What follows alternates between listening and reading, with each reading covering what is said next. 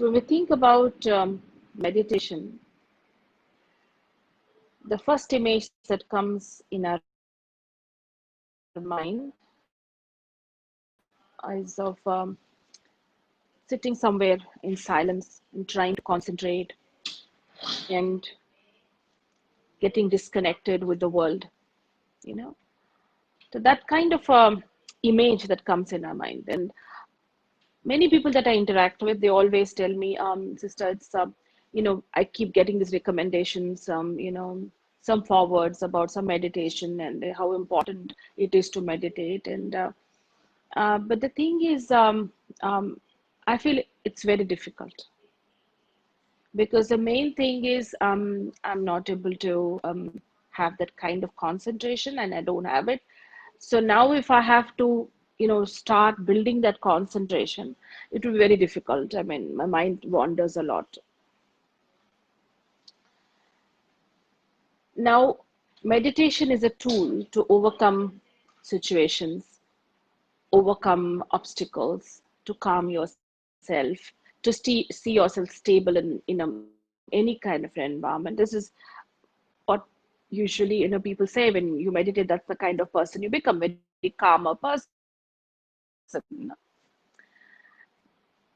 If the method of meditation is difficult and the situations are also difficult, what is the need to meditate at all? Because it seems very, there's a lot of effort that it takes in to meditate. It should be very easy. It should be simple. It should be practical. It should be something that any person, any walk of life, any age should be able to do it. It should be very simple. I would define meditation, in my own experience, is a very sweet conversation with yourself.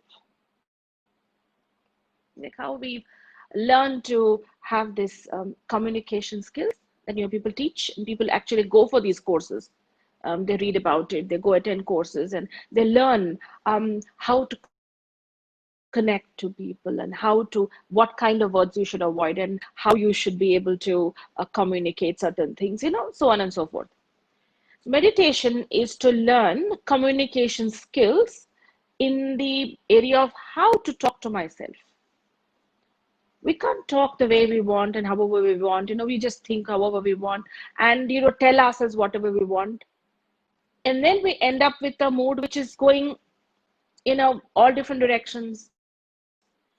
We don't feel really right sometimes. Sometimes I'm happy, sometimes I'm not so, sometimes I'm very low. So all this is being affected not by what is happening out there in situations, but it's about what I'm telling myself about the situations. Because there are a lot of people who could be in the worst situations, but their mood is pretty fine. I mean, they're managing okay, and they don't find it that complicated and that unmanageable. I find something unmanageable, I find something which is something that I can't overcome, is because the kind of conversations I have with myself. And so meditation is to teach myself how to talk to myself. And it should be very sweet. Sweet is not like those pep talks you listen to in all these different motivation speakers who speak in very nice talk and all. But the kind of conversation you have with yourself is a kind of conversation which is not just sweet, but very, meditation comes from the word coming to the center. I don't know where it has come from, Latin, or I don't know the derivation where it's come from, but it really means coming to the center. And the center of my universe, my relationships, my responsibilities, my issues, my situations, my circumstances, and wherever I am in my family and the whole extension of my world, I am the center of it. I am the one who's experiencing whatever it's been experiencing. I'm bombarded with experiences all through the day, all through my life, in fact. So what is it that I need to pick up and live on it? And what are those experiences I need to just, learn from it and move forward? It's something, meditation will help me, because I will be able to filter it on the basis of what I'm speaking to myself. And the purpose of having these sweet conversations with myself, it's not just, telling myself good things, but I'm going to tell myself what is true. And also at the same time, I'm telling myself what is true because I need strength now to be in this world. When people say, I need peace, I always tell them, peace, okay, it'll come. But we are in this practical world. When there are times when we have some pleasant experiences, the pleasant things going on. Most of the time, they're very unpleasant things going on. So being amidst all that, I need strength. Strength will enable me to see things as they are, but not get affected. Peace is when I want to just run away from all of that and go somewhere in maybe a jungle, or maybe some escape from all reality, and just find a cocoon and cover myself and protect myself, and I don't want to deal with the world. And that would be a sannyasi way of living, and I don't think so. We are sannyasis. We are facing the world day in, day out. So I need to build my strength. I remember when I was maybe in my 5th or 6th grade, my uncle would teach me to ride a cycle, a bicycle. And I would be very scared, and I would keep telling him, "Are you holding it or not?" Because I don't want to fall down. Are you holding it?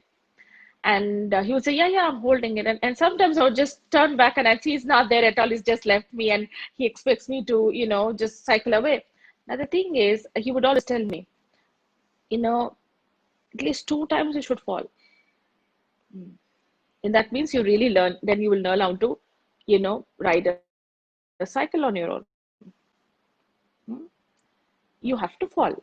If you're learning to ride a bike or ride a cycle, you will fall. I mean, if you don't fall, well, congratulations, wonderful. I mean, you could pick it up that way, but it happens. It does happen, right? So the thing is to have the strength. You fall down, have the strength to get up again and then try again, and not give up. So meditation is to give myself that kind of a talk. But then I can believe what I'm telling myself if I truly know who I am and what I am. Now let's say somebody who's a doctor and who's been practicing for 40 years, and somebody comes up and says, this is the problem with this person, and I was thinking I should take I should give her this medicine, and this person immediately would say, no, that is not the accurate medicine. This is what you need to take, and this is how you need to do whatever you have to do with your body, because there is an expertise, there is an experience in it. He would have faith in what he's telling. But if someone is not a doctor, has not practiced it, not studied it, he will doubt. Can I take this before lunch, or can I take it after lunch, or what does that have to do, and what? There's always a confusion, because they don't know, anything about it. So someone who knows a lot is very capable because he's very experienced. He's more stronger in that subject, so he's able to help others. So let me know myself properly before I can have a conversation with myself. I should really know what I am, what I truly am, what capabilities I have, and what are those things that don't make me move forward, and so on and so forth. So if I have to know myself, then usually how we introduce ourselves, and okay, this is so and so, like how Sister Anita just introduced me. She told about my name, and then she spoke about what I do. Well, if that is just a tip of an iceberg, I think people who live with me, who work with me, probably they know better than that introduction. My name, for that matter, let's say my name is Shanti, huh? And I don't have peace in my life at all. So how does it work at all? My name doesn't define me. So how can I be Shanti then, right? And what I do can't entirely define me. Whatever they do, they retire from it. They change their job. They change their careers. They change their subject of study. They change everything. Does it mean I'm changing? No. I mean, I'm the person that I am. Of course, I'm learning more. So what is it? What does it really mean knowing myself then? I'm not the name. I'm not what I do. I'm more than that. Of course, people identify me with this, but I'm more than that. If I were to ask you just for a couple of minutes, can you just sit back, relax, and talk to yourself? How about just talking to yourself? So you would spend 2 minutes and then ask you to come back and say, okay, tell me, what were you thinking about? Would you say, oh, I was thinking about myself? What are the aspects that you're thinking about yourself? And you would say, let's say you say, I'm thinking about my kidneys, my lungs, my stomach and my intestines, and I've got two hands and two legs and two eyes and one nose. You would never think that, would you? When I say think about yourself, you would not think about your body. So rest assured, that means to say, body doesn't really define who I am. Because whatever I feel, whatever I go through, whatever emotions and ideas and opinions, whatever I'm going through, are so disconnected from the body. I can create a kind of action. I can bring out some actions on the basis of the emotions that I have within. Yeah. Like when people come up and tell, why are you looking so sad? I mean, why are you so down? They say, I don't feel good inside. They say, or do you have indigestion? No, no, no, it's not indigestion. No, no, no, nothing to do with the body. Oh, nothing to do with the body. I mean, all your organs are fine. Yeah, all my organs are fine. But I don't feel good inside. What is this inside? And what is not feeling good? So that means to say there's nothing wrong with my eyes or my nose or my mouth or my organs. Nothing. Absolutely nothing. And absolutely there are no medicines or surgery to make you all right.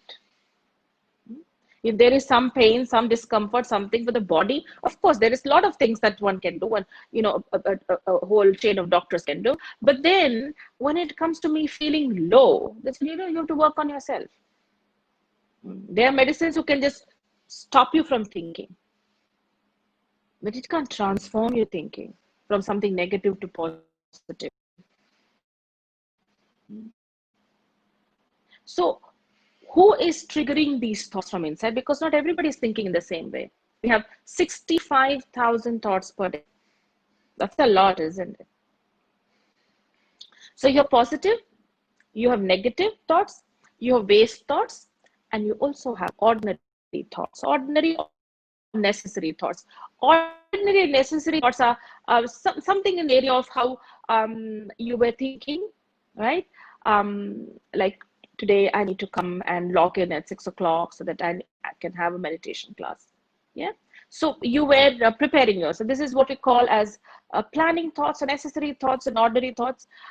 These kind of thoughts don't take much of your time. And these thoughts don't decrease your energy or increase your energy. They're just the way they are.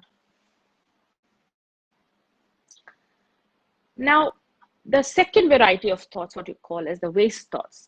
Waste thoughts are those thoughts where you're thinking about something repeatedly, continuously, with no result at all. There is no purpose of thinking. Why? There's no purpose in thinking about it. But I'm thinking, why is this person like this? And this person has been like that for the past 20 years. It's not going to change now. But I'm thinking, why is this person like this? Why did this not happen? Why did I not take that course? Why did I invest in this place? Nothing can be done. But I'm thinking and I'm thinking and I'm thinking. And because you can do nothing about it, those thoughts are called waste thoughts. And these waste thoughts can decrease your energy gradually. Sometimes you might experience a time when you feel very low and you feel very mood off and you feel very irritated and you don't know the reason. And people will come and ask you, what happened? Why are you feeling low? I don't know. This is a whole bunch of waste thoughts going on for a long period of time. They get all accumulated and then it lowers your mood. You feel dull. These are waste thoughts. They say we take up about 80% of our day goes in waste thoughts. That's a lot, isn't it? The more the waste thoughts, the more the anxiety. very anxious. Anxiety comes in. The third variety I call the positive thoughts. Positive thoughts are those thoughts where thinking good about everything. I mean, there could be something going wrong, something right, whatever it is, but you'd always pick up something good. You have the habit of, trying to find something nice in things, and you would automatically think about people and things around you. It's a wonderful perspective. Oh, this person is so good. Oh, he did this, she did this. Oh, that's okay, but they are very good at this. There is a very natural tendency to say something positive. And when people are very positive thinkers, the energy increases. They always that enthusiasm and the cheerfulness and happiness and hope and the kind of willfulness to do things and their high spirit, all that works out pretty much well because of positive thoughts. The fourth variety, what we call as the thoughts, which are negative thoughts. Negative thoughts, I mean, I don't have to explain to you what are negative thoughts, just high speed. They are very high speed thoughts, and they are repetitive, just like the waste thoughts. But they can bring your mood down in a second. In a second. Waste thoughts takes a while, but negative, instantly. Instantly. And you won't even remember what you thought. And you feel there's some undercurrents, there's something in the background, you don't know what it is. So why am I feeling this? Why? There's something working on you. You didn't like it, and you feel threatened, or you feel some area of jealousy or fear or anger. All triggers negative thoughts. So these are the four varieties of thoughts are going on in the mind. And that's exactly why when we say, how do we become a negative thinker? How do we become a positive thinker? How do we become a waste thinker? Because not everyone is the same. We all have 65,000 thoughts per day, but we all don't think in the same way. The other day, somebody was telling me, I don't know, the thing is, we're very safe, we're doing very well and all that. I don't know what's wrong with my wife. She keeps on worrying. Oh my God, I don't know. We might get coronavirus, then what will happen? I mean, he's saying we're doing everything possible to keep ourselves safe. Everything. The house is full of disinfectants and sanitizers and whatnot. And I'm paying so much attention that the kids don't go out, and I rarely go out. I'm working from home. What is the problem? Why is she so worried? And I think that is trivial. She's making a mountain out of a molehill. That kind of a thing is telling.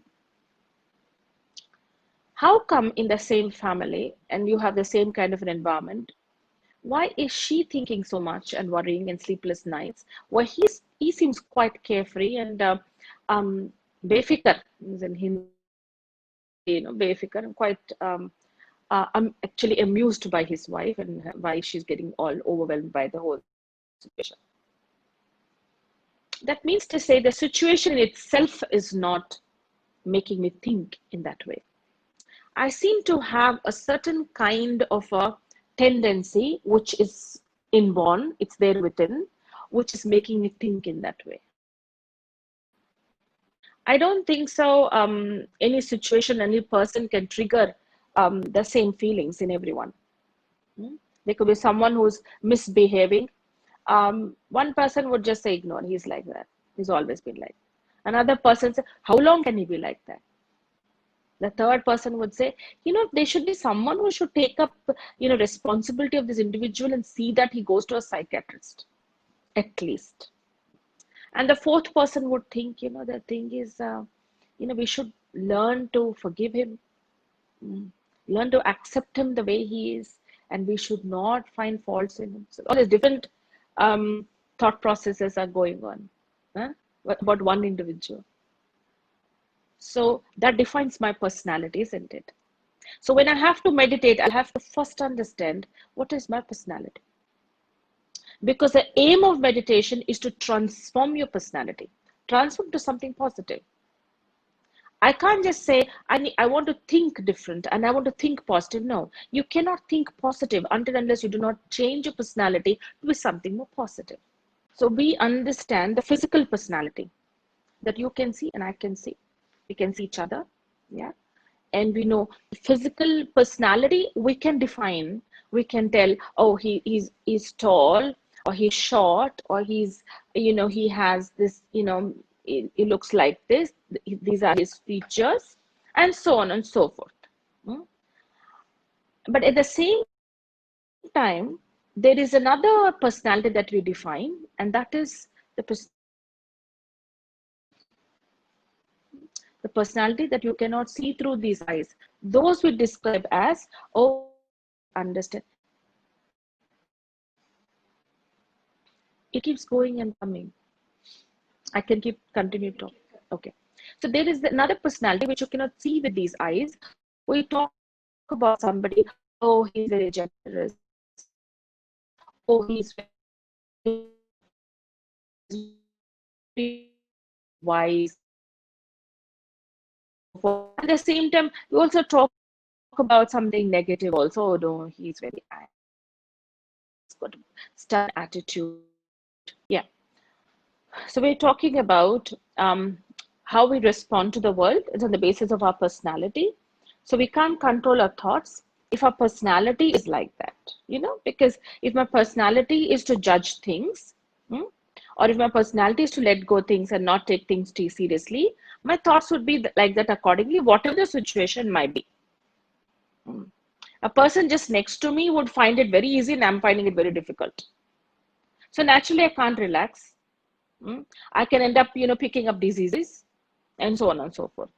So that's exactly why there's one personality, as I said, it's just a little bit of the tip of the iceberg, whether it's my name, whether it's what I do, whether how I look, like people who describe my personality, physical personality very well. And some people who've, known me for a while, they can talk about the personality which is not visible. I said, okay, she's understanding, or she speaks this, or she's a spiritual person, and so on and so forth. People can talk about bad or good about somebody. Now, if you go, at the same time, when someone dies, if you notice, if someone dies, and you go to the funeral, or you go to the whatever the ceremony there, and when you go there, nobody talks about the physical attributes, if you've noticed, because the body is not there. Mm. They talk about the qualities which describes the person. Yeah, nobody talks about, oh, what a wonderful and beautiful nose he had. Mm. And how, what a wonderful height he had. Nobody talks about physical attributes. It's actually it's not recommended. I mean, like insulting if you talk about physical attributes of a person when someone is not there, like someone dies. They only talk about their internal qualities, that they're very loving, understanding, clarity, whatever. So the thing is, where does this internal personality come from? Which particular organ does it come from? See, it's very clear that my generosity doesn't come from my stomach or from my kidneys or my lungs. If you have a very bad kidney, does it mean my generosity would go? Does it come from my brain? That if there is a tumor in the brain, that means to say my personality of generosity or my personality of being, very loving goes away? No. Does it get affected? No. Any amount of problems in any part of my body doesn't seem to change my internal personality. And this internal personality is with whom you need to talk to. Because the body doesn't listen. Body is just matter. It's just matter. But somebody is making this matter move. This matter communicate. Through this matter to communicate. To perform actions through this matter. That's exactly why we have never ever called this body I. In any language, you can take for Hindi, English, Telugu, French, German, and whatever. nobody ever refers to this body as I. They always say mine, right? Like you're sitting in a house, you're all must be sitting in your houses, wherever you are. You would call that house my house. You would not say I house, because you're not the house. You're living in the house, right? In the same way, I, identify. I mean, I don't identify myself with this body. I always say my body.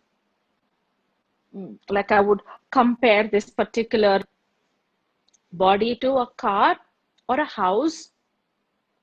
Yeah. Now, if you see a car parked somewhere it's not supposed to be parked, and you go up to that person and ask him, hello, can you remove this car? Would you tell the car to move, or would you tell the driver to move?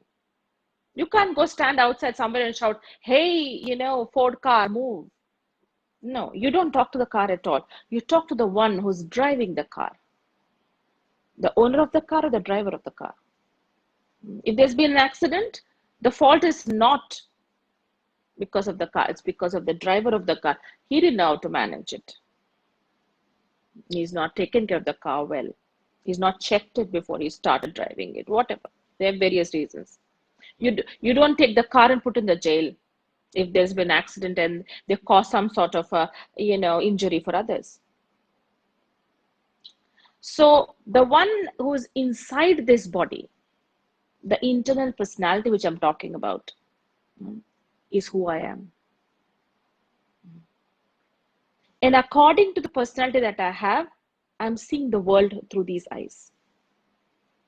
These eyes see good or bad according to my personality. And this personality, everything put together, is just a point of light. And it is not connected to any of the organs of this body. It is the driver right behind my eyes, right here, in front of the brain. So the brain is the computer, and I, the being, the point of light, the soul, is the programmer. So all that I see the world and how I respond to the world and how I go about my life and how I get affected or how I feel happy is all determined by me. And me means the soul. And this body is my car. So if you would say, oh my God, I'm finding it so difficult and I'm finding life so, complicated, what do I do? And if I were to tell you, every day do stretching exercises, would that help? Probably you should take a jog for half an hour, temporary. Yeah, it will feel very relaxed.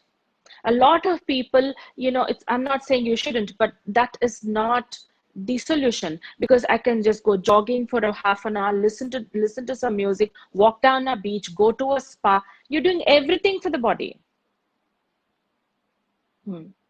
Except for the music, but everything you're doing it for the body.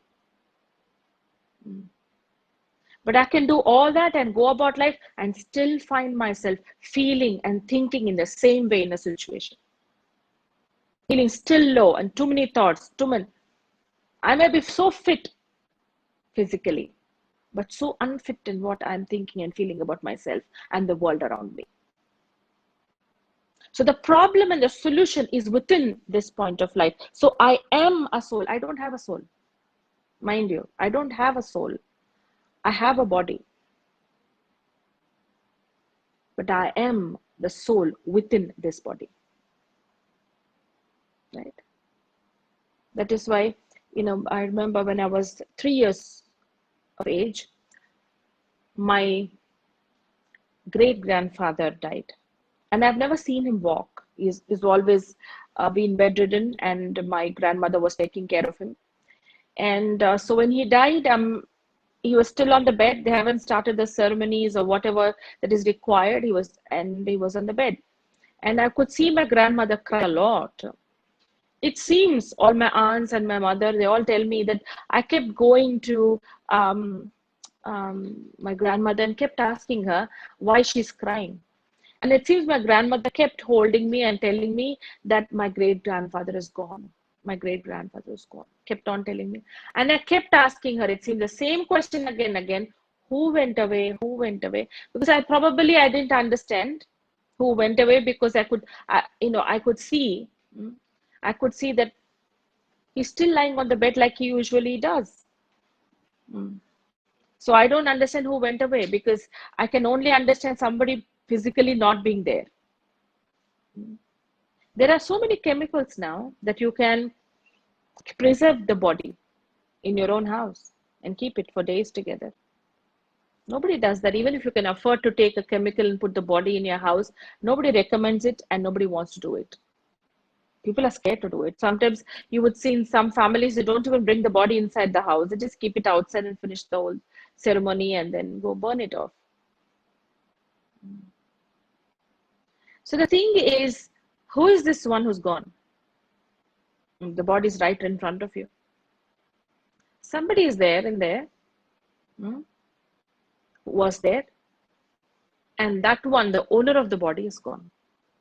So I am the owner of this body. I'm not the body, I'm the owner of this body. That's why when you go to a temple, they ask you to leave your slippers outside, and then they tell you that you're supposed to, go inside and apply tilak on your forehead and break a coconut.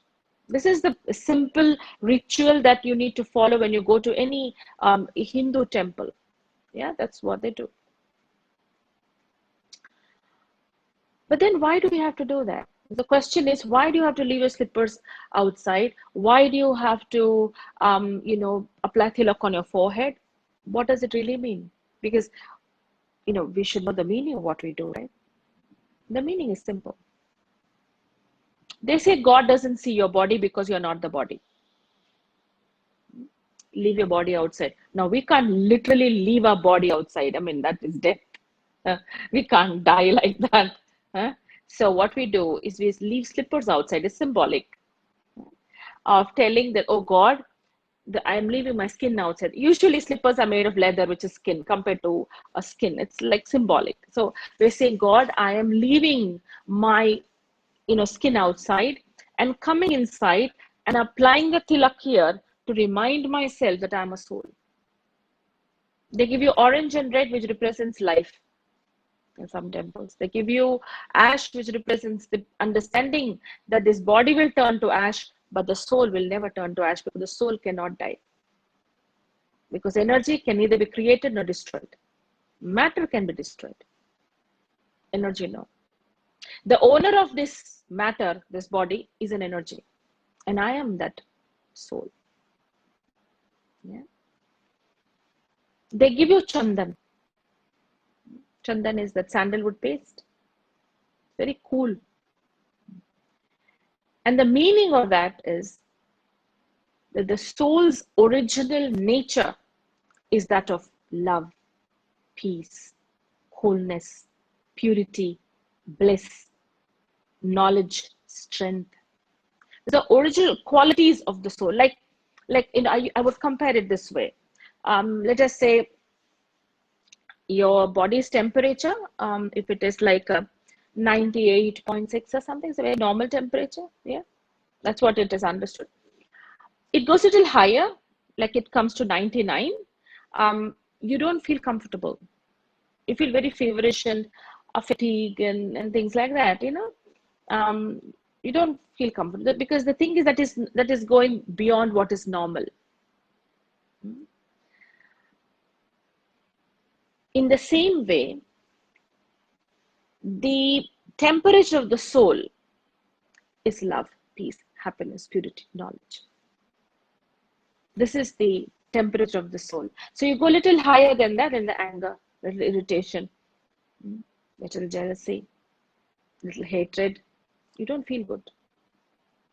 You don't feel good at all. Because that is abnormal temperature. It is going beyond your normalcy, going beyond what is normal.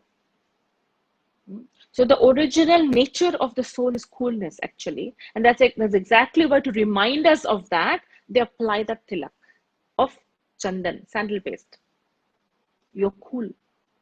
Your original nature is that of coolness. That's why we can't be angry throughout the whole day, even if you try. We come back to peace. We get angry, we get irritated, we get, and then come back to peace. And I don't know why I need to, shout and scream like that.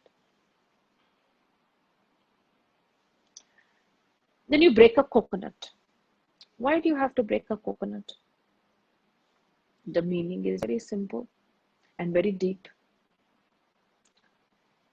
They say it's a conversation with God. You're telling God, what can I give you from this shell? Body is compared to a shell.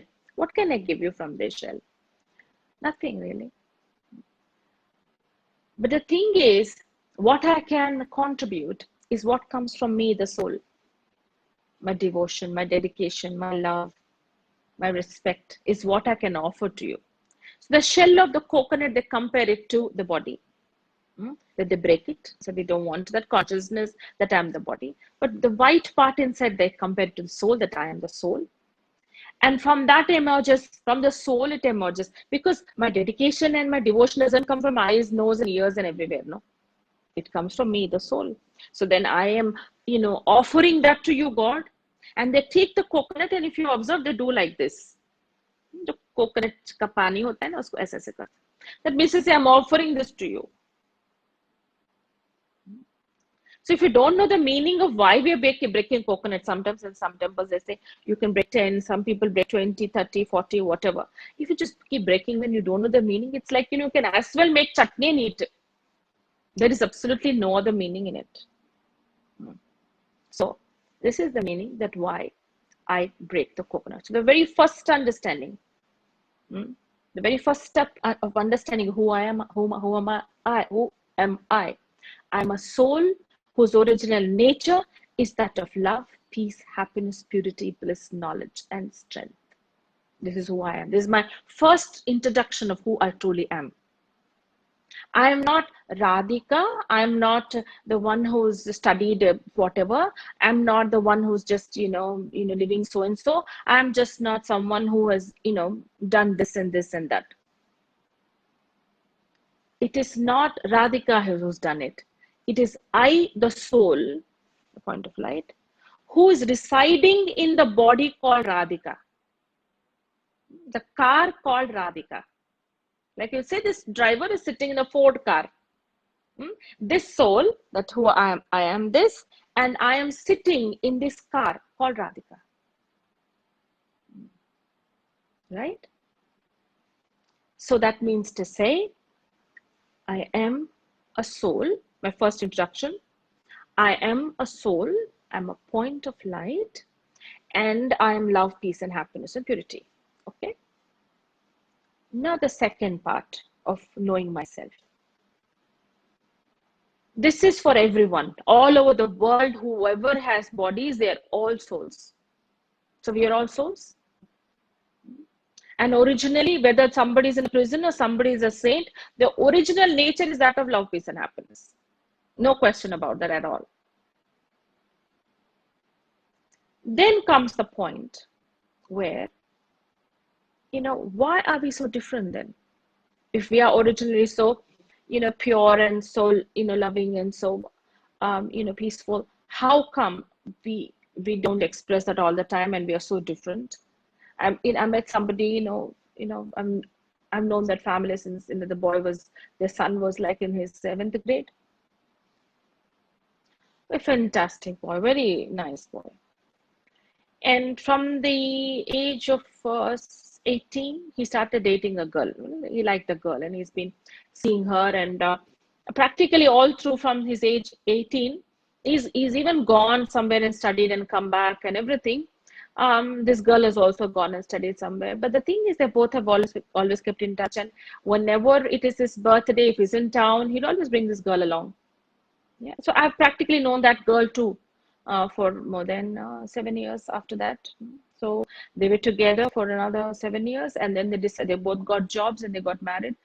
They do everything together. I've never seen them. If there's some sort of a celebration or a function in his house, she's there. In his house, in her house, he's there. It's like they practically spend a lot of time together. When they got married in 1 month, he came to me to talk to me. This is a conversation I need to have. I want to share it with you before I, tell my parents. I said, I want a divorce. I was so shocked. I said, you've known each other for 7 years and you've been together and um, practically know each other so well. What's wrong? She said, her personality is something that I can't live with. I can't imagine living my whole life with her. I was like, oh, that's okay. But then everybody has some sort of differences. You can't have all of the qualities of the way you choose and you want. He said, no, Didi, I cannot. I'm getting the stomach issues with stress. The doctor said this is stress because she's creating a lot of stress in me. I can't live like this. Anyway, he decided the divorce. And I called her that you want to just, patch up things and let's say, work out some things. And she said, no, I can't live with him. He's so different.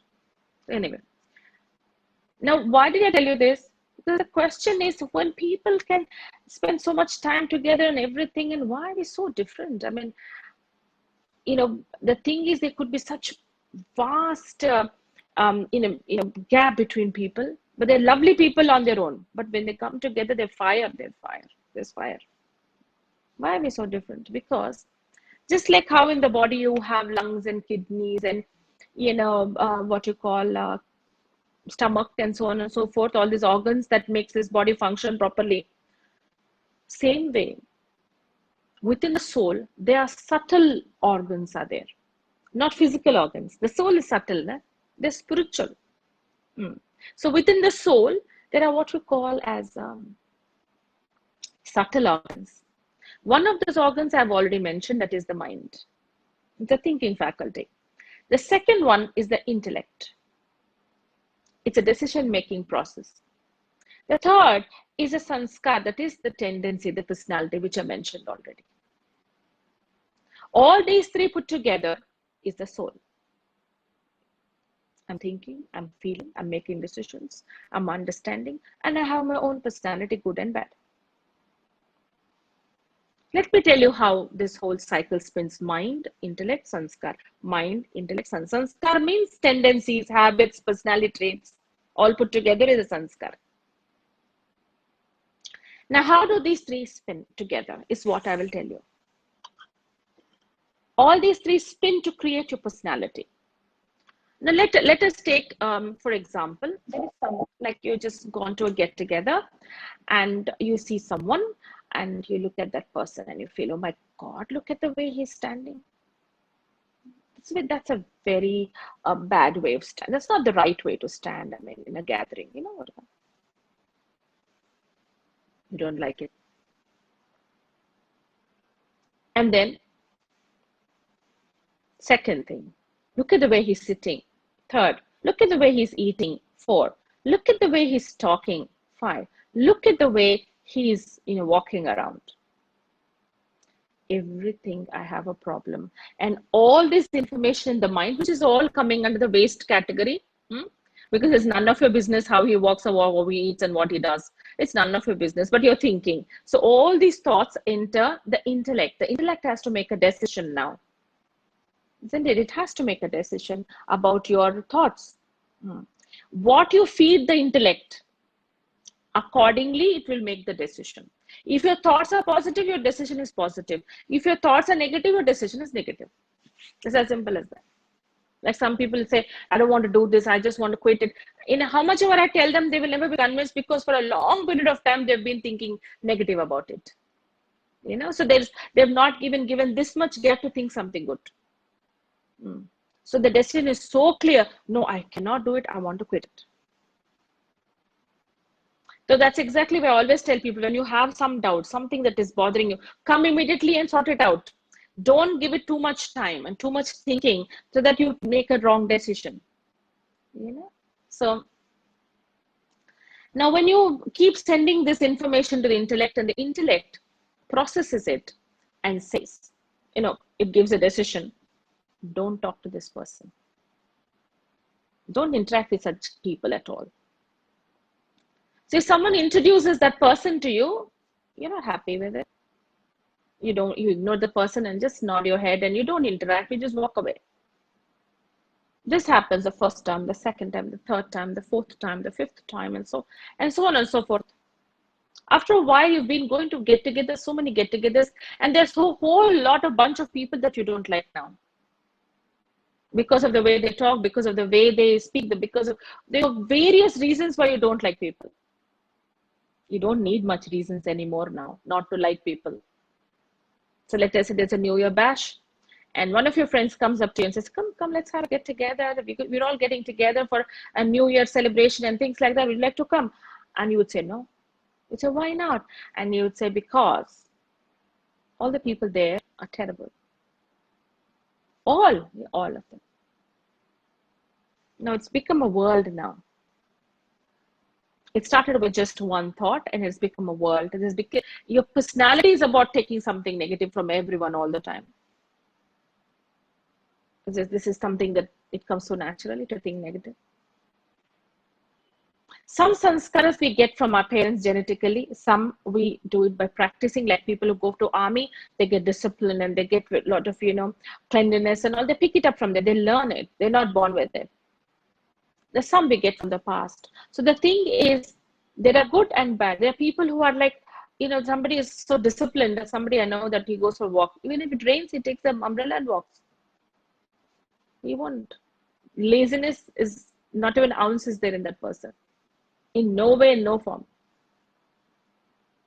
So the thing is, I am a soul. And whatever personality that I have created, the sanskar. So when you keep repeating actions, ignoring a person, you keep on putting it into action. Whatever decision you take, it becomes a sanskar. It becomes a habit pattern, which is so strong that it dominates your mind. So in one particular situation, 4 people are thinking different because it's on the basis of their own personality. And this personality is in the point of light. I'll give an example. And then I'll give you homework and a little commentary. So it will take you about another 10 minutes because I think we started late today. So I'll finish little, I'll take a few more minutes, right? The example here is that there is a situation where a boss comes and shouts at 4 people for the same reason at the same time. So the 4 of them, how do they think? Because they can't react to the boss absolutely.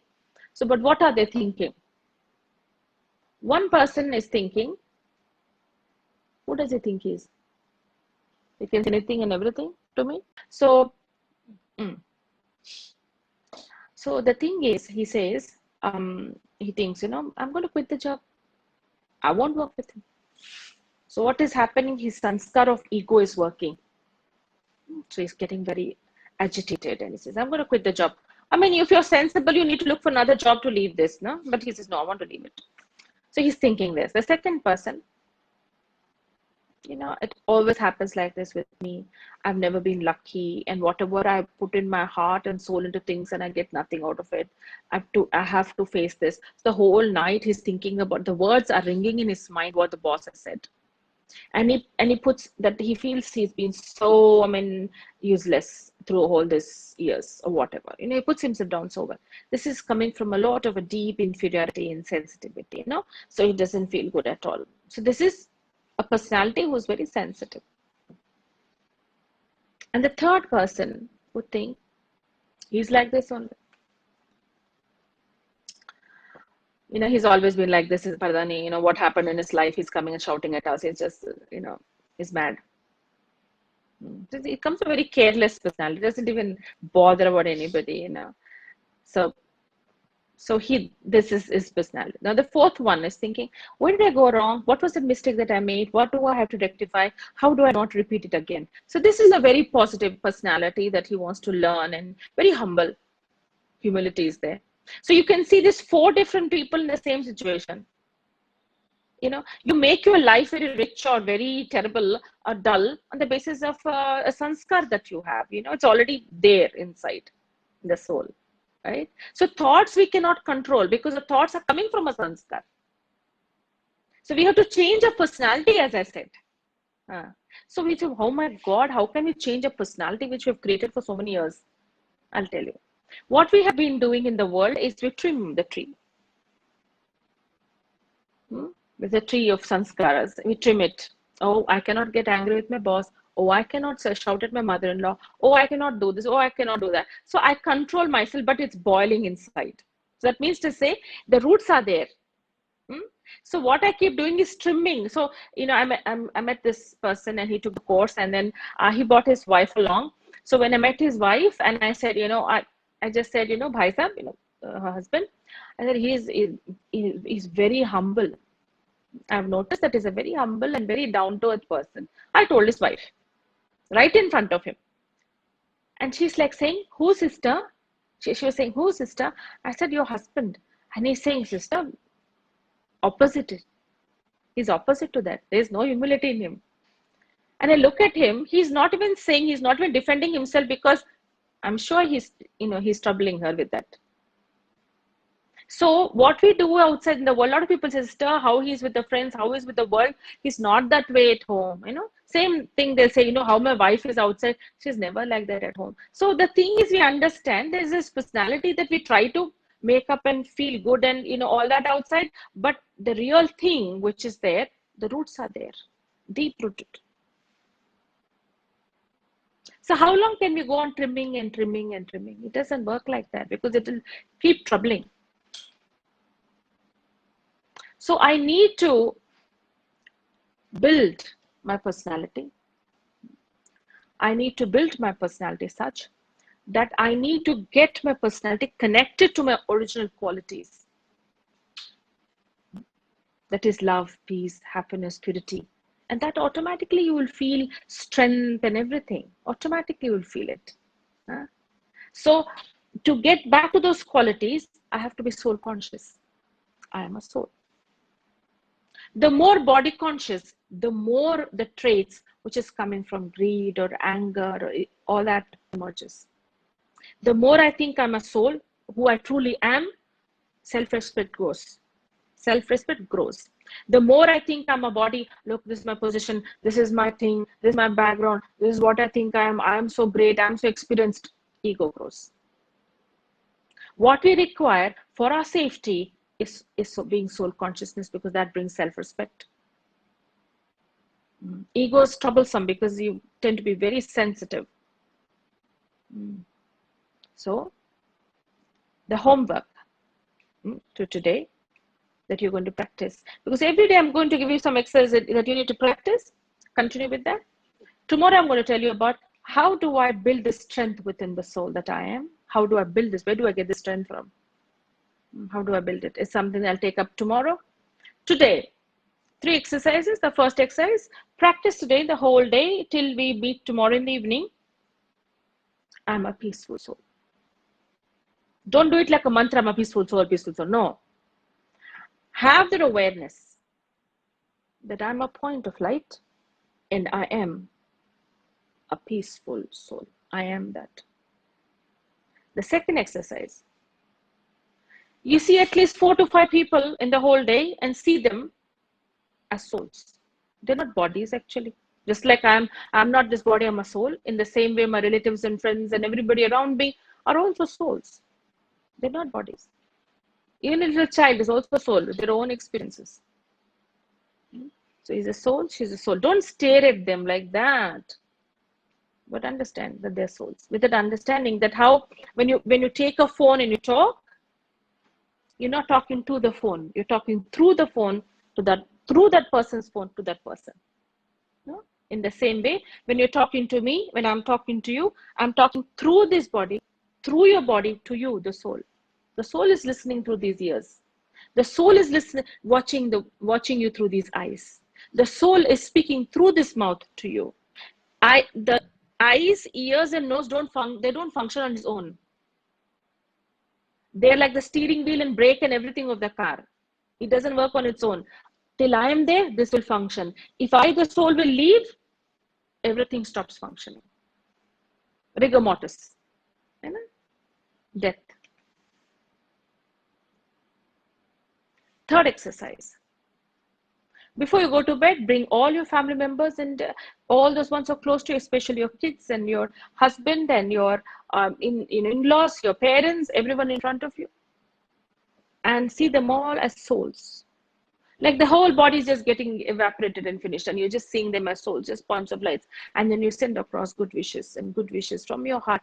So you wish them strength, you wish them courage, you wish them patience, you wish them everything, because what you wish from your heart reaches faster than what you tell them, right?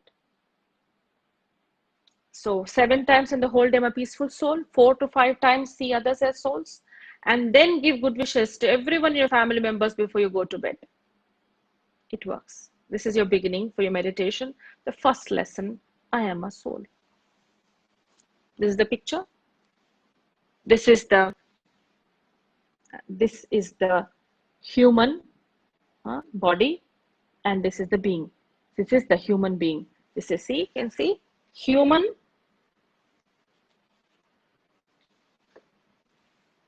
Somebody is typing something.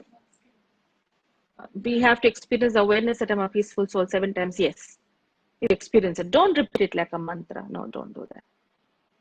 Okay. So this is the, Amosha, like the difference between the soul and body. Okay. Okay. So I'll just explain this and then we'll go to commentary. Is it? Is it okay? Can you take questions? Okay, let me explain this first. So this is the body and this is the being. This is the human body. This is the being. Human being, human being, human being. But if the soul leaves this body will become the skeleton once again. Yeah. So the soul is right behind the eyes and this body is like my car. Okay. So I am a soul. Fine. So you have any questions? I'll take a few questions and then we can do the commentary. Any questions? You're welcome, Jayshree Ben.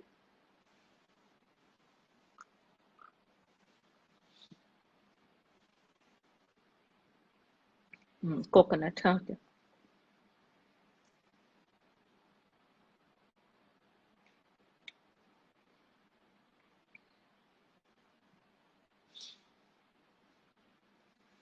No questions? Okay then. Sit back, relax yourself. Put all the weight on your feet.